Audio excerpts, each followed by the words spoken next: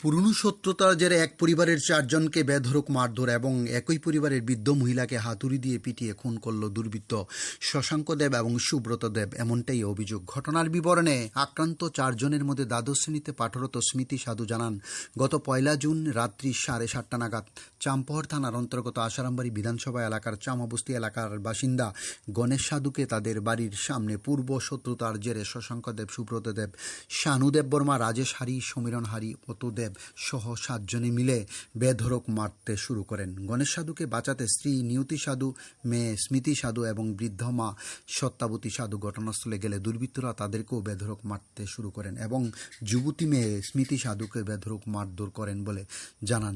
সবচেয়ে বেশি আঘাতপ্রাপ্ত হন বৃদ্ধ সত্যাবতী সাধু, কারণ দুর্বৃত্তরা পূর্ব পরিকল্পিতভাবে হাতুড়ি নিয়ে এসেছিলেন। যথারীতি সত্যাবতীর মাথায় প্রচণ্ড আঘাত লাগে।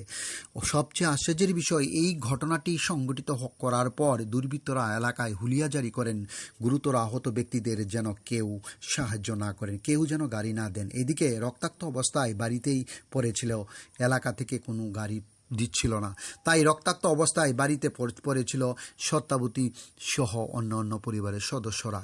পরবর্তীতে পুলিশকে গোটা ঘটনাটি জানালে পুলিশ রাত্রি 2টা নাগাদ রক্তাক্ত অবস্থায় আহত পরিবারের সদস্যদের খোয়াই জেলা হাসপাতালে নিয়ে আসলে সঙ্গে সঙ্গে সত্যাবতীকে জিবি হাসপাতালে রেফার করে দেন চিকিৎসক।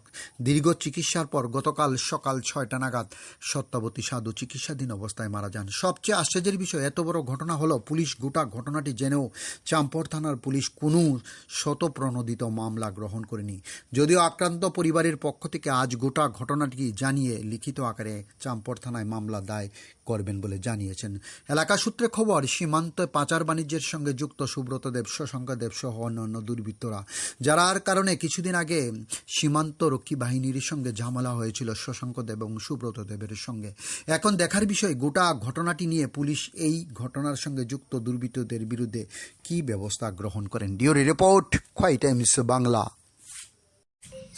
বলতে পুরানা দুশ্মনী আসলো আর কি, তো এইটাই গতকাল 1 তারিখ, গতকাল না বলতে 1 তারিখ দিয়ে এরা কিতা করছে, কয়েকজন মিল্লা সেরা নাম হয়েছে গিয়া সমীরণ হারি, এরপর রাজেশ হারি, এরপরে শশাঙ্কর দেব আর সুব্রত দেব। এরা মিল্লা সারা বাড়ির মাঝে বাড়ির ঢুইকা আমরা 4 জনে মারছে, আমার বাবারে, মারে আর আমার ঠাম্মারে। ঠাম্মা গতকালকে 6টার সময় মারা গেছে, আর আমারও মারছে। কবে ঘটনাটা হয়েছিল? 1 তারিখে। তারা কি 4 জন আসলো না সাথে অন্য কেউ আসলো? আসলো অন্য কেউ আসলো, আরো 3 জন মতন আসলো। কয়টার সময় ঘটনাটা হয়েছে? 7টা 7:30 বাজতে আসলো। তারপরে আপনি টাম্মারে কোন সময় নিয়ে গেছিলেন? হাসপাতালে কি নিয়ে গেছিলেন? নিয়ে গেছিলাম। এরপরে আমি গাড়ির একজন ফোন করছিলাম, তো এরা কইছে যে আমরা গাড়ি দিতাম না, আমরা তো হুমকি দিছে যে গাড়ি দিলে বলে কি গাড়ির মধ্যে হামলা করব। এটার লাগে পরে আমি ফোন করে থানারে ডাকছি, তে চেয়ারম্যান মেম্বারও ডাকছি, ডাইকা সেরা। এরপরে হেরা কইছে আর কি যে পরে থানা 2টার সময় আয়া, সেরা 2টার সময় লইয়া গেছি হসপিটালে। কে হুমকি দিছিল গাড়ি যাতে না দেয়? শশাঙ্কর দেব। আপনার বাবুর নাম কি? গণেশ সাধু। বাড়ি চামুবস্তি। মারা গেছে যে তার নাম কি? সত্যবতী সাধু। আপনার কি লাগে? আমার ঠাম্মা লাগে। কি চাইবেন আপনি এখন? মানে আমার নিয়ে চাই। কি চাইতেছেন এই ব্যাপারটা নিয়ে? আমরা কি চাইতেছেন এখন আমরা নিয়ে চাই। নিয়ে এসে থানাতে এফআইআর করছেন? হ্যাঁ করছে। পুলিশ কি কইছে? পুলিশ কইছে তো এটা দেখবো। পুলিশ কইছে দেখবো কয়ে সেটা এখন।